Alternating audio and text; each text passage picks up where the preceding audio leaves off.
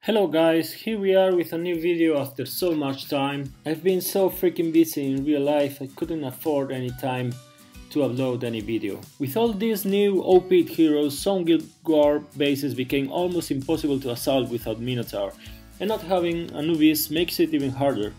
So today I'm going to show you a new tactic I'm using to assault some of the top bases without Minotaur and Anubis.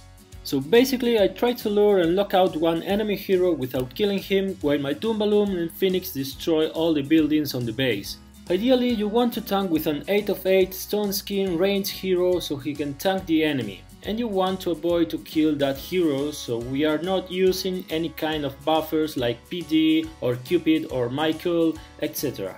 For this I'm using my Gunslinger because besides Golem, she's my only range 8 of 8 stone skin hero, and if I use Golem, the scattered copters from the enemy Gunslinger couldn't let him proc and my team wouldn't survive. But to be honest, she's not a really good tank. Her copters may end up killing the enemy you're trying to lock out and screw up the try and make you fail. If you can choose, try to get any other hero with huge survivability and fast energy recovery like Grimfin or even Orcsbane. Try not to use any multi-target range heroes like Dreaddrake or Little Nick because they will make enemy Skeletica or Walla Walla proc and will most likely kill your heroes. You can lock out almost any enemy hero besides Rokno and Ronin, and yeah, even Skeletica that you can see on the video.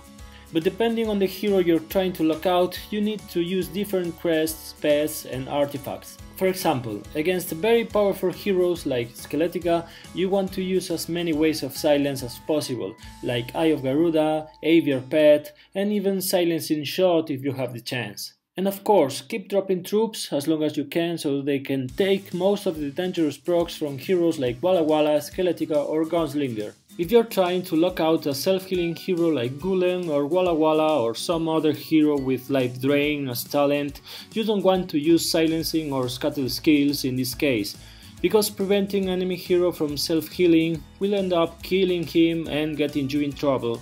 So basically you want to use one strong ranged tank and 5 more heroes to increase his survivability.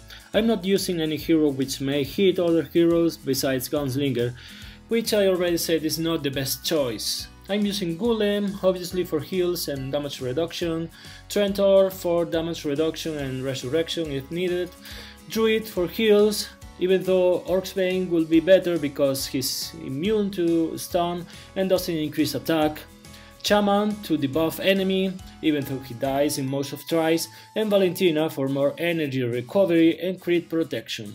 My Gulen is 10 of 10 with 8 of 8 stone skin, and I usually use Doom Balloon on him because he's the last man standing in most tries, and if something goes wrong, having Doom Balloon on him may ensure one more proc that might save my day. My Gunslinger is also 10 of 10 and 8 of 8 stone skin, and I use Pablo on her because I used to drop her at the beginning to lure the enemy hero I want to lock out and need the extra survivability to take the first hits without dying. My Druid is 8 of 10 with 5 of 8 slowdown, and I usually put Phoenix on him.